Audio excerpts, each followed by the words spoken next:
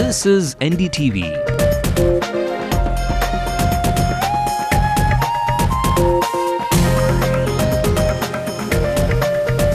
And you're watching NDTV Hindu.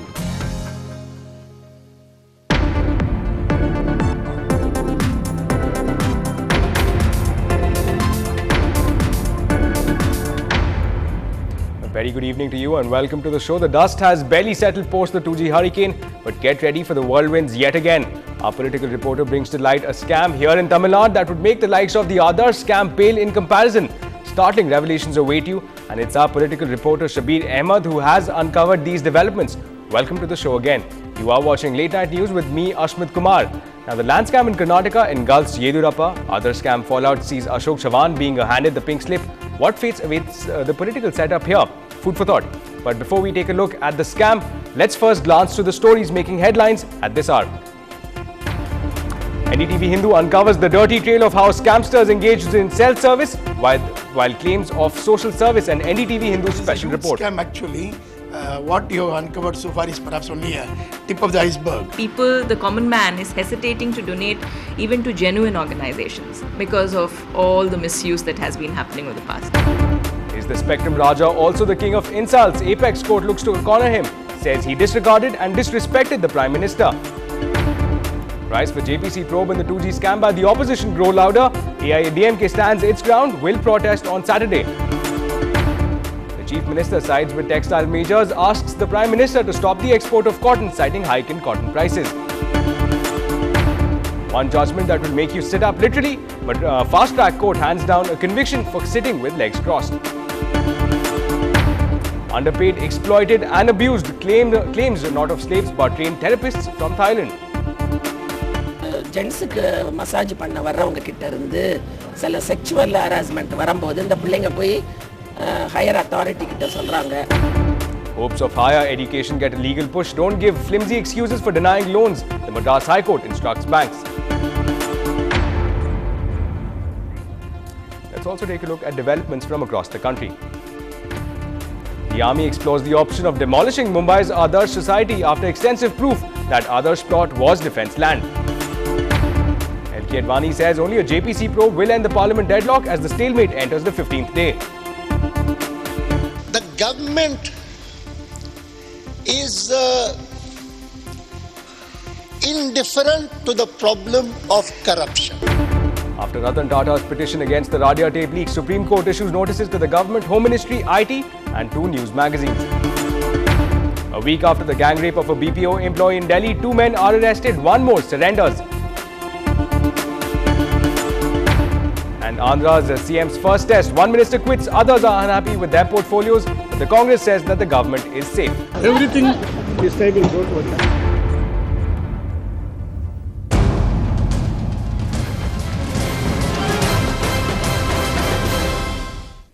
First up in the NDTV Hindu special report, what does it take to be labelled a social worker in Tamil Nadu? Well, quite simply a fake certificate and yes, that odd appearance at an eye donation camp or some token blood donation. But when that tag is a condition for the discretionary allotment of flats and plots in prime locations by the Tamil Nadu Housing Board, the whole process takes on a form of a scam. At least that's what documents of the Tamil Nadu Housing Board sourced through RTI Act available with NDTV Hindu seem to suggest. Now, indications of a range of such irregularities involving officials and politicians comes close on the heels of the Chief Minister M. Karunanidhi declaring his assets in a bid to prove that he is not certainly not the richest politician in Asia, as the opposition claimed. Now, as a series of land scams are being unearthed in other parts of the country, when contacted, some of the beneficiaries, they say they are in social work. However, TNHP officials declined to comment on camera. Our political reporter Shabir Ahmed exposes one such scam in the state that's been on for many years now in the name of social service. This is an NDTV Hindu exclusive report. Every rule in the book seems to have been flouted for allotting housing sites, plots and flats for so-called social workers in the city. Thanks to this provision, government discretionary quota that enables social workers to extract their pound of flesh. documents that were obtained from TNHB on allotments under Right to Information Act, now available with NDTV Hindu, reveal that many allotments have been made in favor of those who claim to be social workers. On the ground, it has been cornered by individuals who enjoy political clout, bureaucrats, MLAs and even party workers. Here are just a few examples. Tamil Nadu Agriculture Minister Veerapandi Armugam's daughter-in-law Brinda Chelian and granddaughter Surya have been allotted 2 flats in Mugaper area scheme under the social worker category. The Dalit face of Tamil Nadu Congress Party and Deputy Congress Legislative Party leader Yasoda has been allotted a plot worth 59 lakhs 56,000 rupees under the government discretionary quota, again under the social worker category. Yasoda owns a house in Kodambakam and the scheme is meant for those who don't own homes.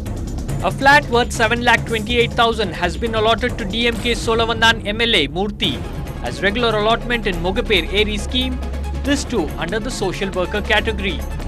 Rajalakshmi, wife of Sakrapani, DMK party's whip in Tamil Nadu Assembly, too has been allotted a plot worth rupees 79,86,000.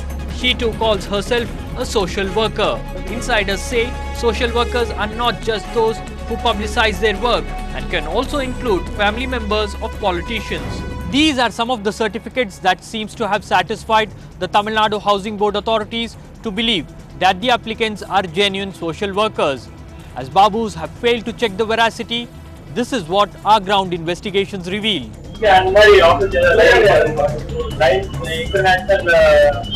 Association of Lions Club and Officers.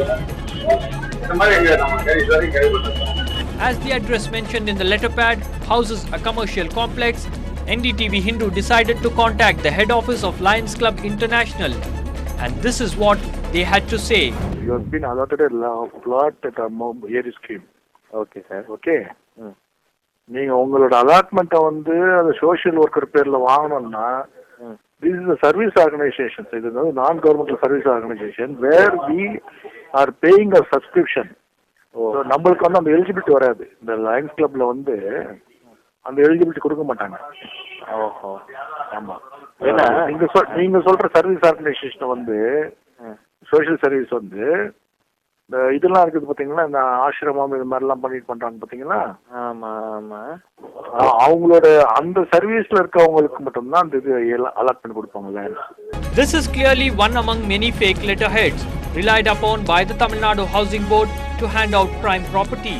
TNHB insiders say many of the applicants who get allotments in the guise of social worker are by and large people favored by the ruling party, and this has angered many activists in the state. And allotment of plots without even verifying the certificates given whether they are real social workers or not, one. Secondly, without verifying whether they have the means to pay the installments or not, whether they are really worthy of such allotments or not, gives a very wrong and bad signal to the people at large.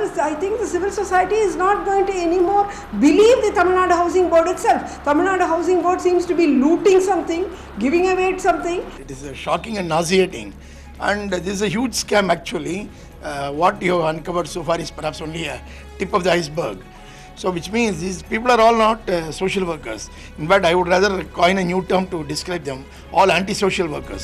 Even if you dismiss those strong words, hear it from people who are actually carrying out social service. I've seen several of the papers and some of it doesn't make sense to me. Then obviously you feel very disheartened. We've also given a lot of letters in writing saying the space is insufficient, so we need more land. I guess each one has their own set of priorities. So this is just the tip of the iceberg. Even as we speak, allotment orders have been issued in the name of social workers, thanks to RTI activists who have blown the lid off by bringing this ugly scam to light. Now the question that everybody is asking is, whose money is this that the so-called social workers are enjoying? In Chennai, with camera person Sagai Raj and Madan, Shabir Ahmed for NDTV Hindu. Right, so that is the big story being brought to us by our reporter Shabir Ahmed, who's joining us live now from the newsroom. Now Shabir, again a big development here, big scam. Now just to talk about in terms of numbers here, what is the quantum, what is the severity of the scam that we're actually looking at, that we're confronted with tonight? Well, Ashmit, one can say that this scam is bigger than Adesh scam, which occurred, which was uncovered in Mumbai, and also it is bigger than the Karnataka land scam, where Yediyurappa was actually cornered by the opposition parties, and actually when he tried to denotify a land, and he gave it to his son. So it is bigger than that. In fact, on records, it is very clear that these people who have applied for the TNHB land allotment and flats and plots allotment, they claim that they are social workers. But when you go deep into it, when you probe the background of these people, some of them are people who are very close to political parties. They have a very strong political backing.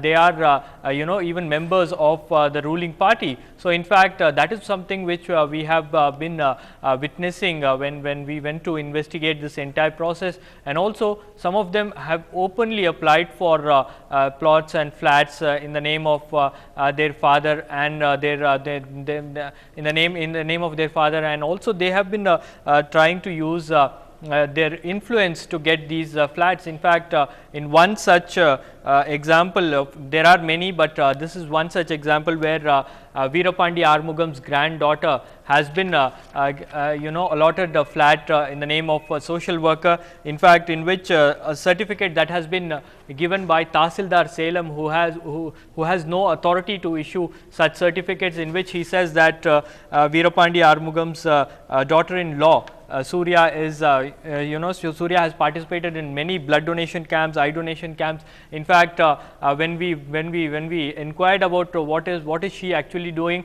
it shows that she is a doctor. So that is something perhaps which is even more shocking. A doctor participating in an eye donation camp and blood donation camp have become a social worker, and flats have been allotted to them. And also many of the beneficiaries who have got these lands and flats and plots, they own a house in some way or the other. So that is something perhaps which was clear during our investigation. And also the letter pads in which these certificates certifying a person as a social worker is something which appears to be fictitious, which appears to be dubious. That is what we have uncovered so far, we have witnessed so far. In fact, in many of the places where organizations we went and we asked, did this certificate was issued by someone from your organization, they say that it is something which was those organizations do not certify anyone as a social worker. Right, Shabir. Thanks a lot for joining us, and again with all that useful insight and the documents, of course, that you have, that actually adds again fuel to the claims, to the scam that has been uncovered by you, Shabir. Thanks a lot for joining us and for giving us the perspective.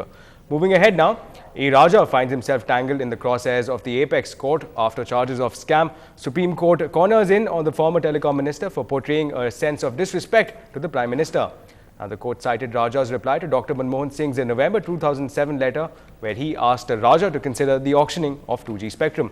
Now, in his reply to the PM, Raja said that the auctioning would be unfair, arbitrary and discriminatory because it would be against the TRAI recommendations. Now, in the response, the counsel said that Raja may be guilty of gloss but not disrespect. Slamming the wording of the letter, though, Justice A.K. Ganguly said that it was a practice that letter addressed to the highest executive must be tempered. The court also found fault with A. Raja for disregarding the advice of Law Minister to refer the spectrum to the empowered group of ministers. Now, the logjam in the Parliament continued for the 15th straight day despite the earnest efforts of Lok Sabha Speaker Meera Kumar. Her efforts to table some important bills proved to be futile. Opposition under the BJP continued with their high-octane demands for a JPC probe into the 2G spectrum scam. Now, Trinamool Congress President Mamata Banerjee also bore the brunt as she tried to pass the railways a supplementary demand for grants. Now, even as the Parliament logjam continues, the issue has roused AIADMK General Secretary Jayalalitha to react and to place the blame on DMK Chief Karunanidhi. Her latest salvo is that the Parliament could not function for over 14 days as the DMK Chief is indirectly opposing the JPC probe in the 2G scam. Now, she said that the JPC is the best way to bring out the truth in the 2G spectrum case. The AIADMK chief also demanded that the 1.76 lakh crores should be recovered from Karunanidhi's family members. Now, she also insisted that the DMK government should be dismissed immediately. Now, importantly, the AIADMK will protest in Chennai on Saturday demanding a JPC probe in the 2G scam. Now, meanwhile, the Chief Minister Karunanidhi has written to the Prime Minister, not on Raja this time, but about the export of cotton from the country. Now, Karunanidhi highlighted the increase in prices of cotton since the month of September. The cotton prices had gone up by as much as 20% due to clearance given for exports. And the Chief Minister feels that it's important to build cotton stocks to feed the textile sector here. Now, he also said that export of cotton yarn too should be moderated.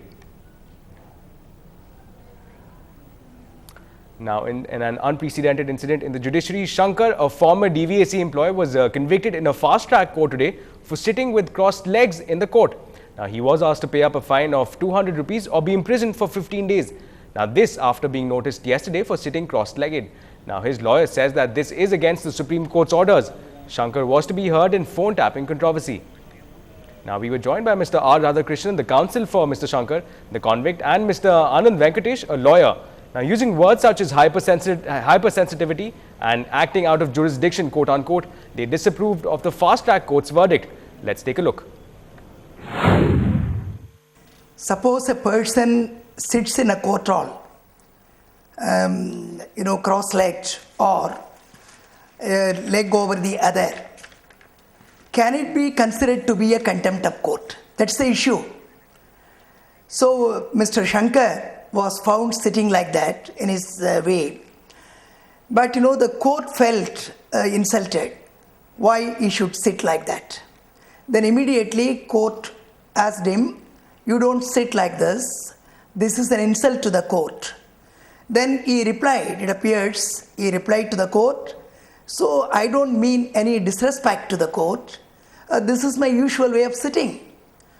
Then immediately the judge concerned issued a show cause notice under section 345 Criminal Procedure Code. This is contempt of court and you should be punished. You give your explanation immediately. See, the misbehavior in a subordinate court can be dealt with by that court under section 228 of the Indian Penal Code, read with section 345 of the Criminal Procedure Code. So, where a court feels that there is misbehavior by a person in the court hall premises, then he can be dealt with. But then it also contemplates a proper notice to be issued to the person concerned. Now, startling claims of exploitation and abuse are taken to the Commissioner by Thai nationals. Learn more about that on the other side.